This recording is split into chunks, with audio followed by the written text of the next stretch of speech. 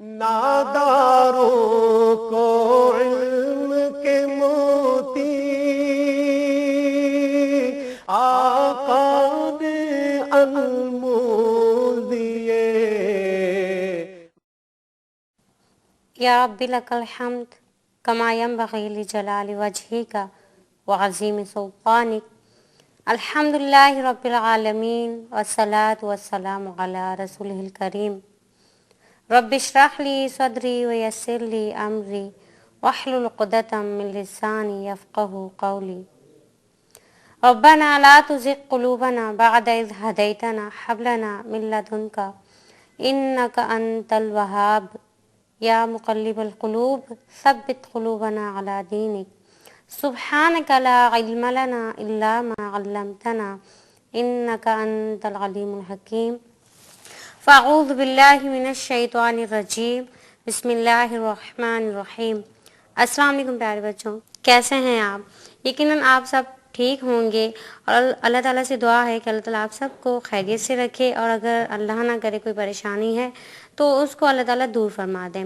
اور یقیناً آپ اس پروگرام کو غور سے دیکھتے ہیں. مجھے پتہ ہے آپ کی بہت ساری میلز ہمیں ملتی ہیں کہ آپ لوگ دیکھتے ہیں پروگرام اور پھر عمل کرنے کی بھی کوشش کرتے ہیں. بہت سارے بچے، کیونکہ آپ صلی اللہ علیہ وسلم کی باتیں ایسی ہیں کہ ان کو سن کر پھر، جیسے اکثر ایسے لوگ ہیں اور کچھ لوگ یہ کرتے ہیں کہ یہاں سے سنا وہاں سے چھوڑ دیا کہ کوئی بات نہیں، لیکن آپ صلی اللہ علیہ وسلم کی باتیں ایسی ہیں کہ جن کو سن کر پھر بھول نہیں سکتے ہم، اور یقیناً ہمیں بھولنا بھی نہیں چاہیے. ہم اگر آپ صلی اللہ علیہ وسلم کی باتوں پر عمل کریں گے تو اسی میں ہماری دنیا اور آخرت کی کامیابی ہے. اس سب کو ہم جان چکے ہیں، اور انشاءاللہ آگے جب ہم اور احادیث پڑھیں گے اور ان پر انشاءاللہ عمل کریں گے تو پھر ہم پر یہ حقیقت واضح ہوگی کہ در حقیقت اللہ کے نبی صلی اللہ علیہ وسلم کی اطاعت کر کے ہی ہم دنیا کے اندر بھی بلند ہو سکتے ہیں، اور آخرت میں بھی ہمارا رتبہ انشاءاللہ بہت بلند ہوگا.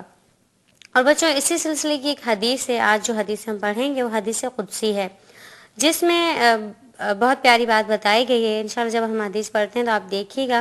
اس حدیث کے راوی حضرت ابو ہریرہ رضی اللہ عنہ ہیں، اور جیسا کہ آپ کو پتہ ہے کہ حضرت ابو ہریرہ تو ان کا لقب تھا. ان کا اصل نام حضرت عبد الرحمن بن سخر الدوس تھا، اور انہوں نے سن 7 ہجری میں اسلام قبول کیا، اور جب سے اسلام قبول کیا آپ صلی اللہ علیہ وسلم کی خدمت اقدس میں رہے. اور آپ صلی اللہ علیہ وسلم سے سب سے زیادہ احادیث حضرت ابو ہریرہ ہی ہیں جن سے روایت کردہ ہیں. ان سے کم و بیش تقریباً بہت ساری احادیث مروی ہیں کہ جن کی تعداد بہت ہے. اور حضرت ابو ہریرہ نے جب سے اسلام قبول کیا مدینہ منورہ ہی میں رہے، اور سن 57 ہجری میں آپ رضی اللہ عنہ کا انتقال ہوا. ان اللہ انا الیہ راجعون. آئیے بچوں، اب ہم حدیث پڑھتے ہیں. اللہ علیہ وسلم صلی اللہ علیہ وسلم. عن ابی ہریرہ رضی اللہ عنہ قال قال رسول اللہ صلی اللہ علیہ وآلہ وسلم قال اللہ عز وجل انا عند ظن عبدی بی. حدیث کا بامحاورہ ترجمہ یہ ہے، اللہ تعالیٰ فرماتے ہیں جیسا بندہ میرے ساتھ گمان رکھتا ہے ویسا ہی میں اس کے ساتھ پیش آتا ہوں. اب ہم حدیث کی الفاظ معانی پڑھتے ہیں. بچوں، جیسا کہ میں نے آپ سے پہلے بھی کہا تھا کہ آپ الفاظ معانی کو یاد کیا کیجئے، کیونکہ دیکھیے آپ نے دیکھا ہوگا کہ ہم اکثر اوقات وہی الفاظ جو اور احادیث میں آ چکے ہیں ان کو ہم دہراتے ہیں، جیسے وہ ہے اور لا ہے، اسی طریقے سے، اس لیے تاکہ آپ کو بہت اچھے طریقے سے یاد ہو جائے. اور اس سے آپ کے لیے آسانی یہ ہوگی کہ اس کے بعد صرف آپ عربی میں ہی جب عبارت دیکھیں گے تو آپ انشاءاللہ اس کا ترجمہ خود کر لیں گے، آپ کو اس کا ترجمہ کرنا آ جائے گا. اور ہمیں عربی ہم کیوں پڑھتے ہیں کہ ہمیں اللہ تعالیٰ کی جو زبان ہے، یعنی دین اسلام کی جو زبان ہے، اسے ہمیں سیکھنا چاہیے. جیسا کہ ہم سب کو پتہ ہے کہ جنت کی بھی زبان ہے، سنت کی زبان ہے، فقہ کی زبان ہے، اور آپ صلی اللہ علیہ وسلم کی زبان مبارکہ ہے. اس لیے ہمیں لازمی طور پر عربی سیکھنی چاہیے. اور ایک بات اکثر میں کہتی ہوں کہ جو یہ اگر ہم عربی پڑھتے ہیں اس میں ایک الگ ہی مزہ ہے، الگ سکون ہے. لیکن اس میں ایسی کوئی بات ہے جس کی وجہ سے جب ہم عربی الفاظ پڑھتے ہیں، قرآن پاک کی آیت یا حدیث، تو اس کا مقصد یہ ہوتا ہے کہ آپ لوگوں کو عربی علوم سے متعارف کروانا، کیونکہ ہم جان سکیں کہ ہماری اسلامی زبان عربی ہے اور اس کو سیکھنے کی پھر کوشش کریں، اور خاص طور پر احادیث مبارکہ ان کو ہمیں دہرانا چاہیے اور ہمیں عربی میں احادیث مبارکہ یاد ہونی چاہیے۔ آئیے جب ہم الفاظ معانی پڑھتے ہیں، آپ دیکھیے، انا میں عند ساتھ، ظنی گمان، عبدی میرا بندہ، بھی مجھ سے، یعنی جیسا میرے ساتھ گمان رکھو گے، اللہ تعالیٰ فرماتے ہیں، اور ویسا ہی میں تمہارے ساتھ پیش آؤں گا۔ اللہ علیہ وسلم صلی اللہ علیہ وسلم۔ جیسا کہ آپ صلی اللہ علیہ وسلم کی ایک اور حدیث ہم نے پڑھی ہے بدگمانی پر، کہ اپنے کسی مسلمان بھائی کے لیے بھی تم اپنے دل میں بدگمانی نہ رکھو، یعنی برا گمان نہ رکھو۔ اب یہاں دیکھیے کہ کتنی بڑی بات کہی گئی کہ اللہ تعالیٰ کے بارے میں جو انسان جیسا گمان رکھے گا، اللہ تعالیٰ ویسے ہی اس کے ساتھ پیش آئیں گے۔ اگر نعوذ باللہ کوئی انسان اللہ تعالیٰ کو جابر اور قہار سمجھتا ہے تو اللہ تعالیٰ اس کے ساتھ ویسے ہی پیش آئیں گے، یا اللہ تعالیٰ کو ظالم کہتا ہے۔ اس حدیث میں ہمیں یہ تعلیم دی ہے آپ صلی اللہ علیہ وسلم کہ ہم اللہ تعالیٰ کو رحمان مانیں، رحیم مانیں۔ ہمارا پروردگار بہت رحیم ہے، کیونکہ جیسے کہ قرآن پاک میں اللہ تعالیٰ نے کہا ہے کہ تمہارے پروردگار نے اپنے نفس پر نرمی لکھ دی ہے، تو ہم اپنے رب کو اس طرح پہچانیں۔ بعض لوگوں کو دیکھا گیا ہے کہ جب ان پر کوئی مشکل آتی ہے، جیسا کہ سورۃ الفجر میں اللہ تعالیٰ کہتے ہیں کہ یہ انسان ایسا ہے، فَأَمَّا الْإِنسَانُ إِذَا مَا ابْتَلَاهُ رَبُّهُ فَيَقُولُ رَبِّي أَهَانَنِ، کہ انسان ایسا ہے کہ جب میں اس کو کسی پریشانی میں مبتلا کرتا ہوں تو یہ کہتا ہے کہ میرے رب نے تو مجھے ذلیل و رسوا کیا۔ اور جب اس سے پہلے یہ آیت ہے کہ جب اللہ تعالیٰ اس کو عزت دیتے ہیں، فَيَقُولُ رَبِّي أَكْرَمَنِ، تب وہ کہتا ہے کہ میرے پروردگار نے مجھے عزت دی۔ تو اس حدیث سے اور اس کے علاوہ اس آیت سے اس بات کو واضح کیا گیا ہے کہ انسان ایسا ہے کہ جو اللہ تعالیٰ سے بھی برا گمان رکھتا ہے، جبکہ آپ صلی اللہ علیہ وسلم نے تو ہمیں دنیا کے اندر اور لوگوں سے بھی، اپنے مسلمان بھائیوں سے، اس کے علاوہ تمام انسانوں کے لیے بات کہی کہ کسی کے لیے بھی اپنے دل میں برا گمان نہ رکھیں، یعنی بدگمانی نہ رکھیں۔ تو اسی طریقے سے ہمیں اللہ تعالیٰ کے بارے میں بھی بدگمانی نہیں رکھنی چاہیے۔ بعض لوگ کہتے ہیں جب وہ دیکھتے ہیں کہ کوئی شخص ذرا سا گناہ میں ملوث ہے تو اس کو یہ نہیں کرتے کہ اس کی ہم اصلاح کریں، بلکہ یہ کہا جاتا ہے کہ یہ تو جہنمی ہے۔ اکثر لوگوں کو کہتے سنا ہے کہ اتنے مزے سے کہہ دیتے ہیں کہ یہ جہنمی ہے، جبکہ اگر ہم ایک بات سوچیں کہ میں جو اپنی زبان سے الفاظ کہہ رہا ہوں اس کا اللہ تعالیٰ مجھ سے پوچھیں گے تو ہمارے سارے مسائل حل ہو جائیں۔ ہم جو اس طرح کی باتیں کرتے ہیں نا، وہ ہم کرنا ہی چھوڑ دیں۔ جب ہم یہ بات سوچیں کہ قیامت کے دن اللہ تعالیٰ، میں نے جتنے الفاظ کہے ہیں یا میں جو کہہ رہا ہوں، اللہ تعالیٰ مجھ سے پوچھیں گے کہ تم نے یہ باتیں کی ہیں، تو یقیناً ہم اپنی زبان پر کنٹرول رکھیں، ہم کسی کے بارے میں بدگمانی نہ رکھیں اور کسی کو برا نہ کہیں۔ تو یہ بات آ رہی تھی، تو اس سے ایک حدیث یاد آئی جس میں آپ صلی اللہ علیہ وسلم نے یہ کہا کہ ایک شخص اتنی نیکیاں کرے گا، اتنی کہ جس کی کوئی حد نہیں ہوگی، بہت پرہیزگار ہوگا، بہت نمازی ہوگا، ہر نیک کام میں آگے ہوگا، یہاں تک کہ وہ جنت کے دروازے تک آ جائے گا۔ اور آپ صلی اللہ علیہ وسلم نے حدیث میں کوہنی تک اشارہ کیا کہ یہاں تک اس کا اور جنت کا فاصلہ رہ جائے گا، اور پھر اس کی بدنصیبی کہ اس سے کچھ ایسے کام ہو جائیں گے، اللہ تعالیٰ کی نافرمانی وہ کر لے گا کہ جس کی وجہ سے وہ جہنم میں داخل کر دیا جائے گا۔ اسی طریقے سے ایک شخص بہت گناہ گار ہوگا، بہت گناہ کرتا جائے گا یہاں تک کہ وہ جہنم کے دروازے تک پہنچ جائے گا۔ اور آپ صلی اللہ علیہ وسلم نے کہا اپنی کوہنی تک اشارہ کر کے کہ اتنا اس کا اور جہنم کا فاصلہ رہ جائے گا، تو وہ پھر اپنے گناہوں سے توبہ کر لے گا، اس کو خیال آ جائے گا کہ مجھے اپنے پروردگار کے پاس جانا ہے، مجھے یہ کام نہیں کرنے چاہیے۔ پھر وہ کیا ہے کہ جنت میں جانے کا مستحق قرار دے دیا جائے گا۔ اسی لیے ہمیں کسی بھی انسان کو اگر آپ دیکھتے ہیں کہ وہ کسی برائی میں ملوث ہے تو ہمیں برا نہیں کہنا چاہیے، یا اپنی زبانوں کو ہمیں روکنا چاہیے، فتویٰ نہیں دینا چاہیے کہ یہ شخص جہنمی ہے۔ اس بات کا فیصلہ تو اللہ تعالیٰ کریں گے، ہم نہیں کر سکتے اس بات کا فیصلہ۔ ہم کسی بھی انسان کو یہ نہیں کہہ سکتے کہ یہ جہنمی ہے، کسی انسان کو ہم یہ بھی نہیں کہہ سکتے کہ یہ جنتی ہے۔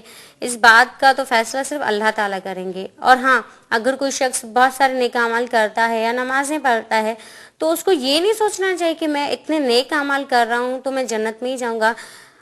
ہمیں اللہ تعالیٰ کی رحمت کا امیدوار رہنا چاہیے۔ ہم اللہ تعالیٰ کی رحمت سے امید رکھیں کہ اگر ہم جنت میں جائیں گے تو اللہ تعالیٰ کی رحمت سے جائیں گے۔ جیسا کہ ایک واقعہ یقیناً آپ نے سنا ہوگا کہ جس میں یہ آپ صلی اللہ علیہ وسلم نے فرمایا کہ ایک شخص جس نے 500 سال عبادت کی ہوگی، قیامت کے دن جب اس سے پوچھا جائے گا کہ تم بتاؤ تم جنت میں جاؤ گے یا جہنم میں، تو وہ شخص کہے گا کہ میں جنت میں جاؤں گا کیونکہ میں نے 500 سال عبادت کی ہے۔ تب اللہ تعالیٰ حکم دیں گے کہ اس کو جہنم میں لے جاؤ۔ تب وہ کہے گا کہ اللہ کیوں، میں جہنم میں کیوں جاؤں گا، میں نے تو اتنی عبادت کی ہے۔ تب اللہ کے حکم سے اس کی ایک آنکھ کو نکال کر تولا جائے گا، اس کے تمام اعمال کو بھی تولا جائے گا، تو اس کے جو اعمال ہیں وہ کم پڑ جائیں گے، وہ جو اللہ کی نعمت ایک آنکھ جو ہے وہ بھاری پڑ جائے گی، یعنی وہ زیادہ ہے۔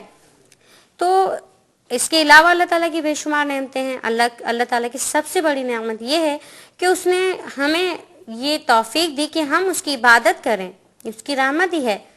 اس کے علاوہ اللہ تعالیٰ کی اتنی نعمتیں ہیں، اتنی اس نے ہمیں برکتیں عطا کی۔ آج دیکھیے کہ بہت سارے ایسے واقعات ہم سنتے آ رہے ہیں، دیکھتے ہیں کہ کہیں کون سا عذاب نازل ہو جاتا ہے، کہیں کون سا۔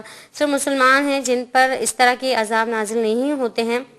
تو ہمیں اللہ کی رحمت کو مد نظر رکھنا چاہیے کہ اللہ تعالیٰ کتنے رحمان ہیں، کتنے رحیم ہیں۔ اللہ تعالیٰ اپنے بندوں سے 70 ماؤں سے زیادہ محبت کرتے ہیں، اور یہ محبت ہماری محبتوں کی طرح نہیں ہے۔ دیکھیے، اگر ہم کسی سے محبت کرتے ہیں تو اس میں لازمی غرض شمار ہوتی ہے، تو ہمیں محبت بھی اپنے رب سے سیکھنی ہے۔ اللہ تعالیٰ ہم سے کتنی محبت کرتے ہیں، اور اللہ تعالیٰ سے زیادہ صبر کرنے والا کوئی نہیں ہے۔ اللہ تعالیٰ دیکھیے کہ ہم اتنی نافرمانیاں کرتے ہیں، اس کے باوجود اللہ تعالیٰ اپنی نعمتوں سے ہمیں نواز رہے ہیں۔ تو ہمیں اللہ تعالیٰ سے یہی گمان رکھنا چاہیے کہ ہمارا رب بہت رحمان ہے، بہت رحیم ہے۔ دیکھیے کہ اللہ جل جلالہ نے یہ بات ہم پر چھوڑ دی کہ میں تمہارے اوپر چھوڑتا ہوں کہ تم مجھے کیسا سمجھتے ہو، تم نے مجھے کیسا پایا ہے۔ تو کیا ہم نے اپنے پروردگار کو جابر پایا ہے؟ کیا اللہ تعالیٰ نے ہمیں نعمتیں نہیں دی ہیں؟ اللہ تعالیٰ کی بے شمار نعمتیں ہیں جو اس نے ہمیں عطا کی ہیں۔ اگر ہم گننا بھی چاہیں تو ہم گن نہیں سکتے ہیں، اس کی نعمتیں ہم شمار ہی نہیں کر سکتے۔ ہاں، جو شخص سب کچھ دیکھتے ہوئے بھی اگر آنکھیں بند کر لیتا ہے، اندھا بن جاتا ہے، تو اس کو کچھ نہیں کہا جا سکتا۔ جیسا کہ ہم بھی کچھ نہیں کہہ سکتے ہیں، اس کا فیصلہ اللہ تعالیٰ کریں گے۔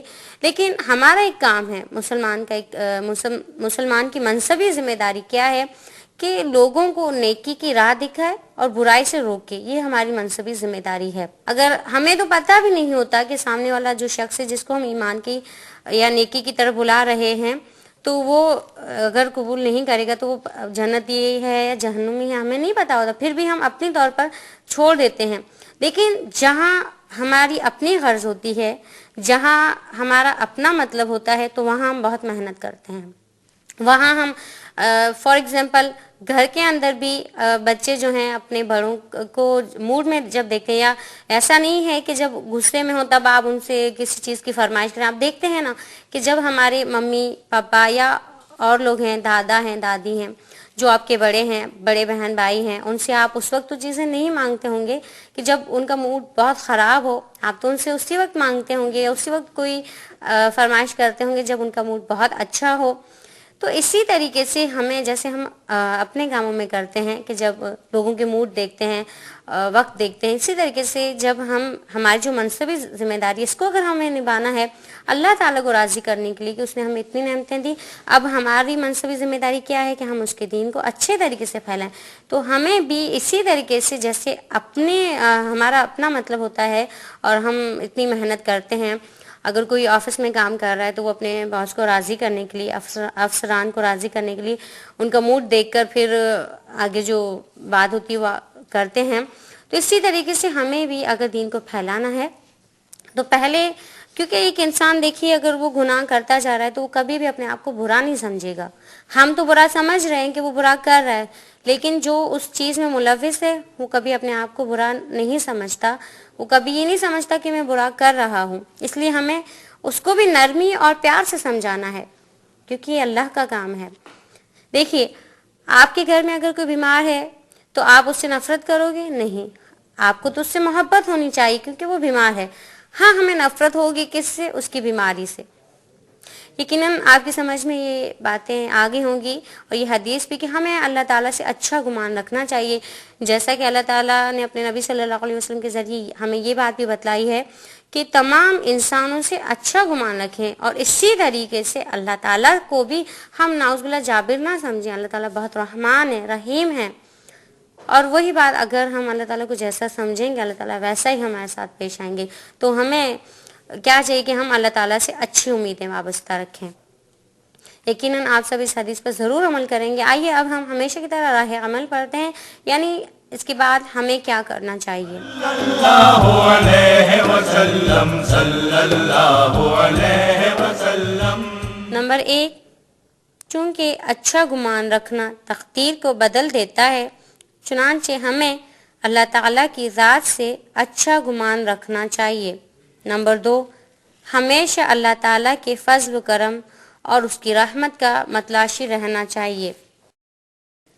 یقیناً آپ کی سمجھ میں راہ عمل اور اس کے علاوہ جو شرح حدیث میں نے بتائی ہے آ گیا ہوگا یہ سب کچھ. اور اللہ تعالیٰ سے سب سے بڑی بات تو یہی کہ اللہ تعالیٰ سے دعا ہے کہ اللہ تعالیٰ ہم سب کو اس پر عمل کرنے کی توفیق دے.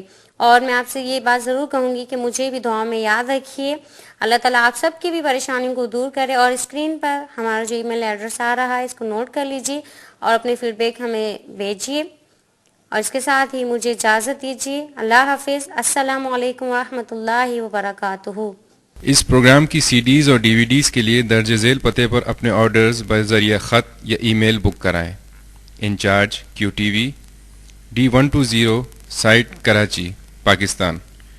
ای میل ایڈریس qcampus@arydigital.tv. ناداروں کو علم کے موتی آقا نے انمول دیے.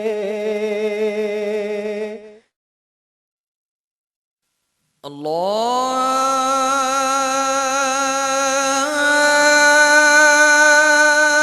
اکبر اللہ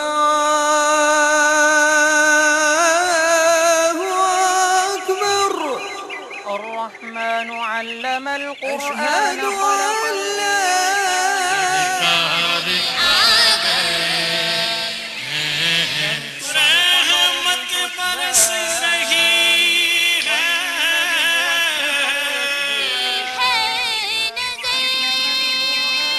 وہ اپنے ہر بندے کو کہاں کہاں سے رزق دیتا ہے انسان سوچ نہیں اب سکتا. ان آیات میں موسیٰ علیہ السلام نہیں کہ جان کو وارا نہ جائے. اللہ تعالیٰ اس سابقہ درود کی برکت سے آپ کی ضرورت کی دعا کو بھی قبول